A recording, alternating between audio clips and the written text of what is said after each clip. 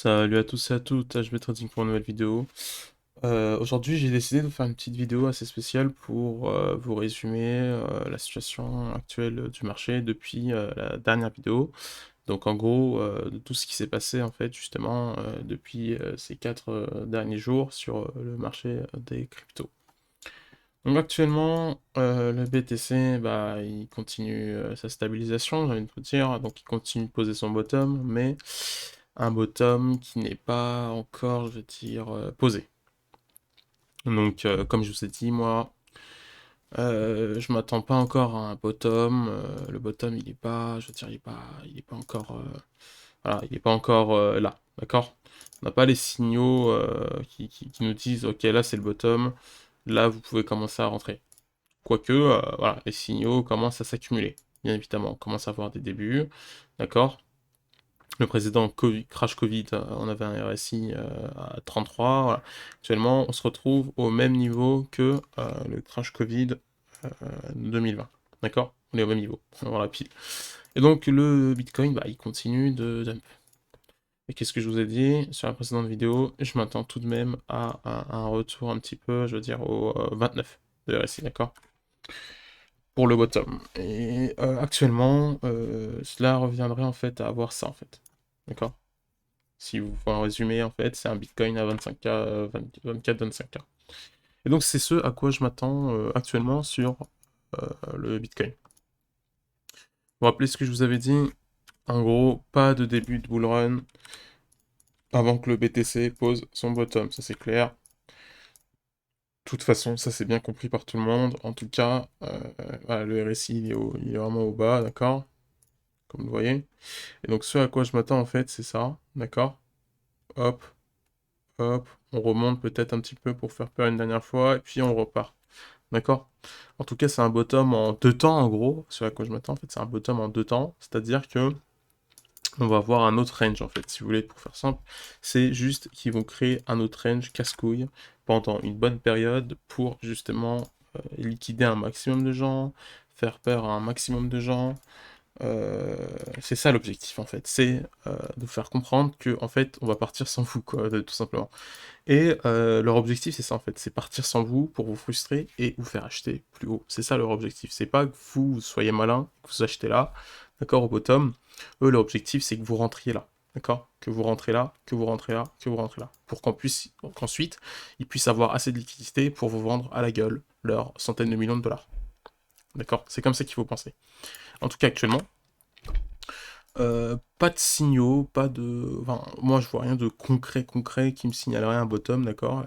La capitulation, bah, on le voit bien à travers le BTC Tools, hein, il est ridicule.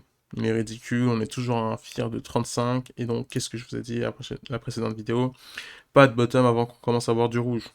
Donc c'est pas pour maintenant, malheureusement, il y a encore beaucoup trop de longues. Beaucoup trop de longues. Donc le problème c'est quoi? C'est que si ces longues s'accumulent, bah on n'est pas prêt de repartir. On n'est pas prêt de repartir. Donc en gros ce que j'essaie de vous expliquer, là par exemple, et c'est ce que j'avais expliqué à certains de mes amis, en gros, sur le BTC long en fait, vous avez une hausse naturelle et une hausse, on va dire, qu'on peut qualifier de non naturelle. Qu'est-ce que j'essaie de vous expliquer là? Sur Bitfinex, d'accord? C'est un exchange hein, où les gens peuvent lancer leurs longues, etc. Vous aviez des longues naturelles de cette taille-là, d'accord? Vous voyez les bougies ou pas? L'accélération des bougies, elle est ridicule, et donc minime, d'accord? Ça, ce sont des gens qui lancent des longues à partir des... Je crois que si de souvenir, oui, c'est ceux qui ont lancé des longues à partir des 45K, d'accord? Ceux-là, là, c'est ceux qui ont lancé des longues à partir de 45K. Entre-temps, vous avez eu ceux qui se sont fait liquider quand on est parti plus bas, ou ceux qui ont dû fermer leur long par peur. Pourquoi? Bah, tout simplement, soit parce que le prix, je me souviens plus, il avait bien monté, d'accord, et donc ils ont clôturé sous bénéfice, ou soit en fait ils ont été obligés, je me souviens pas très bien, mais ils ont été obligés en tout cas de clôturer ces longues-là, donc il y a une raison derrière, d'accord?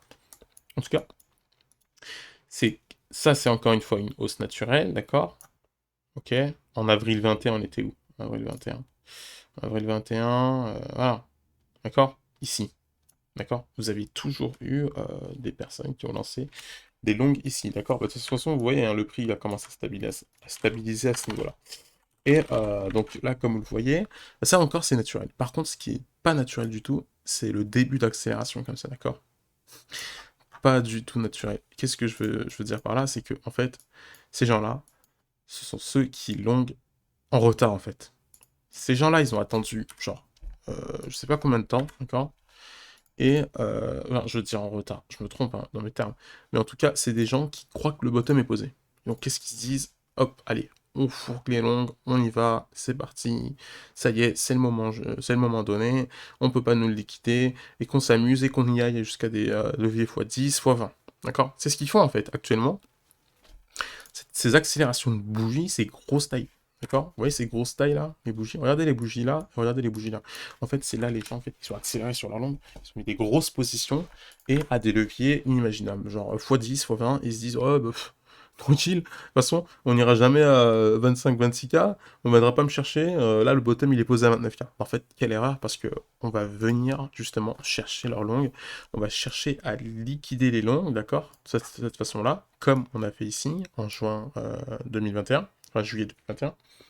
C'est ça l'objectif actuellement, c'est de liquider ces gens-là, de les sortir du marché pour ensuite entamer une hausse saine, d'accord?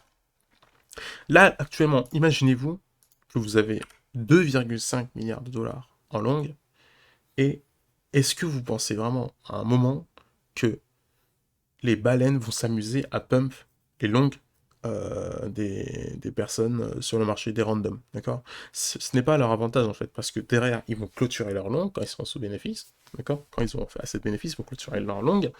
Et puis, pourquoi moi, voilà, c'est la question qu'on se pose, c'est pourquoi moi, j'irais m'amuser à pump ton bag pour qu'ensuite tu puisses déverser tes bags sur ma gueule. En fait, ça n'a pas de profit pour, je veux dire, ça n'a pas d'avantage pour les baleines, d'accord? Donc, eux, leur objectif, ça va être plutôt de dégager ces gens-là, d'accord? De les frustrer, de les pousser à clôturer leur longue, d'accord? Pour ensuite liquider un maximum aussi, puisque quand vous liquidez des longues, bah, le prix, en fait, artificiellement, il va aller plus bas. C'est ça l'objectif en fait. Voilà, ils disent mais pourquoi on irait liquider les longues? C'est quoi l'objectif de la liquidation des longues? En fait, tout simplement, c'est aller chasser les stop loss, aller chasser la liquidité en fait, pour que le BTC, sa bougie là, vous voyez la petite bougie là ici, juste là, ok, qu'elle soit de plus, cette petite mèche, excusez-moi, soit de plus en plus basse, d'accord? Cette mèche là, ils veulent que cette mèche soit en fait beaucoup plus bas, d'accord? Histoire qu'ils puissent manger. Vous aurez une mèche là, hein, je vous dis pas. Il y en a qui disent oui, mais tu dis 25K, mais ça se trouve, elle est plus bas. Oui, vous allez avoir une mèche comme ça, d'accord? Cette taille-là. Vous allez peut-être avoir une mèche comme ça. Mais en fait, le problème, c'est que vous allez avoir tellement d'ordres, d'accord? Vous allez avoir tellement de baleines qui vont sauter sur le prix, que vous aurez forcément une bougie de cette taille-là, d'accord? Et ça va faire ça, et puis ça va partir sans vous, en fait. Et c'est ce que je me suis expliqué, c'est au moins il faut que vous ayez l'intelligence de placer vos ordres dès maintenant. C'est-à-dire que même, je ne parle pas que du Bitcoin, hein, par exemple sur le BNB, ça reviendra à avoir ce schéma-là, d'accord? Donc pourquoi pas placer voilà, ok, hop, hop. Pourquoi pas placer un ordre d'achat à 220 dollars sur le BNB pour si ça va plus bas, forcément, d'accord? Donc même là, vous placez un ordre d'achat à 230 dollars, puis vous en placez un deuxième à, allez, 200. On va pas dire 220 dollars, mais on va pas traîner. Mais de toute façon, on n'est pas à ça près, mais je veux dire, allez placer vos ordres dès maintenant. En fait, on va venir chercher ces prix-là. Je veux dire, il n'y a pas de doute. D'accord? Là, le DXY, ouais, il continue sa course, d'accord? Pour l'instant, il stabilise. Moi, je pense pas qu'il a encore trouvé son top. On est quand même parti chercher les 105. À mon avis, il va un petit peu plus continuer, d'accord? Prochain jour, puis ensuite, il va trouver un top, d'accord? Pas très loin. Ok, hop, venir chercher euh, du lot en fait. Il va venir chercher du lot, puis le Bitcoin va commencer son bull run, et patati patata. Voilà, le schéma classique quoi. En gros, là actuellement, moi je pense que le devise dollar, là, l'indice du devise dollar, il n'a pas encore retrouvé son top. D'accord? Il prépare son top pour le halving du Bitcoin, à mon avis. Enfin, si je peux le résumer ça en très gros, hein, l'indice du devise dollar, il n'attend pas que le Bitcoin s'approche de son halving. C'est juste pour vous, grosso modo, pour vous faire une image, pour vous dessiner quelque chose, quoi. Donc, Pour le Bitcoin, je vous ai dit, très attention, commencez pas à aller en all-in sur vos positions, on va forcément venir chercher cette liquidité. D'accord? Cette liquidité, c'est pas rien du tout, hein. C'est des gens qui ont placé des ordres, qui ont été un petit peu malins, ils ont mis leurs ordres à 25 000, il y en a, ils ont mis à 27 000, il y en a, ils ont mis à 28 000. Ouais, mais il faut qu'on aille les chercher. Faut qu'on aille les chercher. Et donc, qu'est-ce qu'on fait? Comme d'habitude, on revient chercher la bougie. Hein, ça a été fait plusieurs fois, hein. Je vous invente rien. Donc, les gens, ils ont placé leur long à, je sais pas moi, 30, 32K. Pouf, on est parti en haut, on s'est dit, ah bah c'est nickel. Donc, du coup, on va repartir de là. Bah non, en fait, on va revenir chercher le prix, une troisième fois même, certaines fois, d'accord? Souvent. Donc vous allez avoir un bottom en 3 temps, 1, 2, 3, puis on part à la hausse.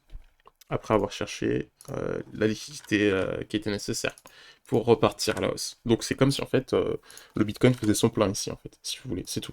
Il faisait son plein. Hop, tac, tac, ok, là je suis d'accord, là j'ai fait assez de plein, je pars à la hausse. Actuellement, je m'imagine le même scénario, hein. Hop, un bottom en 3 temps, comme ça, tac, tac, tac, tac, tac, tac, on repart à la hausse. En tout cas, c'est ce à quoi je m'attends. En 2 temps hein, aussi d'ailleurs, un bottom en 2 temps, et puis on repart. Voilà.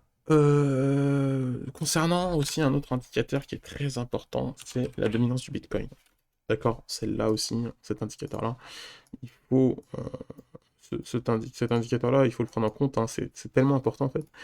Regardez, juste pour le cycle de 2021-2022, donc ça c'est mes tracés, hein, mais le dump de mai, d'accord, quand on arrive au dump de mai, à peu près là, la dominance du Bitcoin a commencé à monter en flèche. Pourquoi en fait? C'est-à-dire en fait, cette charte-là, elle vous montre qu'en fait, à un certain prix, les gens vont sortir des alts plutôt, donc d'accord, ils vont sortir leur stable pour aller plutôt mettre sur du Bitcoin.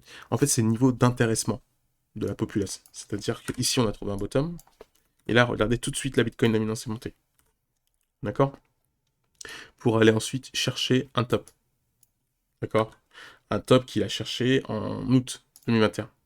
Et quand la Bitcoin dominance baisse, cela veut dire en fait tout simplement que l'argent qui a été réalisé, donc les bénéfices qui ont été réalisés sur Bitcoin, partent sur les alts en fait. Tout simplement. D'accord? C'est ce qu'ils appellent un alt run, enfin, je ne sais plus. En tout cas, alt season, voilà, la alt season, c'est ça, hein, la alt season. C'est quand, voilà, les bénéfices réalisés sur le Bitcoin partent sur les alts. Et donc le Bitcoin perd sa dominance, tout simplement. Et donc actuellement, en fait, là, on a trouvé un bottom en janvier 2022 sur la Bitcoin dominance. Comme les deux autres fois, c'est dingue, hein, mais voilà. C'est premier bottom, deuxième bottom et troisième bottom. Encore une fois, le même schéma. Regardez, on repart à la hausse. C'est dingue, hein, c'est juste dingue. J'ai l'impression que vraiment la charte se confirme et que c'est vraiment le cycle en fait, il devient de plus en plus grossier, tout simplement. En fait, vraiment, il devient de plus en plus cramé, quoi. Genre, vraiment maintenant, c'est devenu, je veux dire, la représentation graphique par excellence, quoi. Et donc, la Bitcoin dominance continue sa hausse, d'accord?